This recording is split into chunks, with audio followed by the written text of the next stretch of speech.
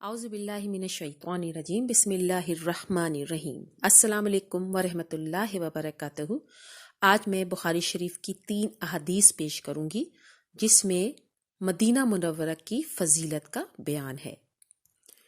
ایک حدیث میں یہ بھی بتاؤں گی کہ کس طرح دجال جو ہے وہ مدینہ میں داخل ہرگز نہیں ہو سکے گا۔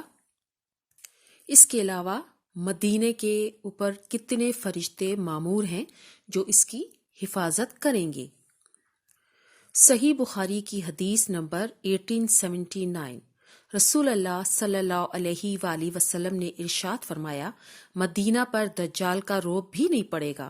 اس دور میں مدینہ کے 7 دروازے ہوں گے اور ہر دروازے پر 2 فرشتے ہوں گے۔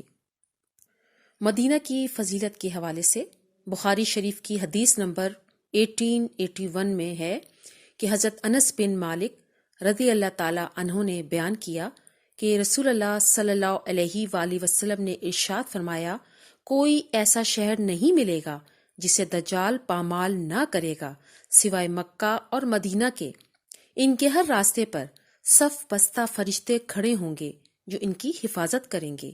پھر مدینہ کی زمین 3 مرتبہ کانپے گی جس سے ایک ایک کافر اور منافق کو اللہ تعالی اس میں سے باہر کر دے گا۔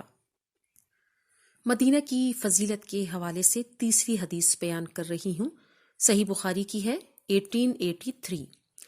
حضرت جابر رضی اللہ تعالیٰ عنہ سے روایت ہے کہ ایک اعرابی رسول اللہ صلی اللہ علیہ وآلہ وسلم کی خدمت میں حاضر ہو کر اسلام پر اس نے بیعت کی۔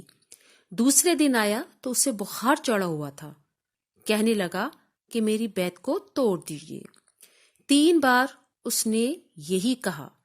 آپ صلی اللہ علیہ وآلہ وسلم نے انکار کیا، پھر فرمایا کہ مدینے کی مثال بھٹی کی سی ہے کہ میل کچیل کو دور کر کے خالص جوہر کو نکھار دیتی ہے۔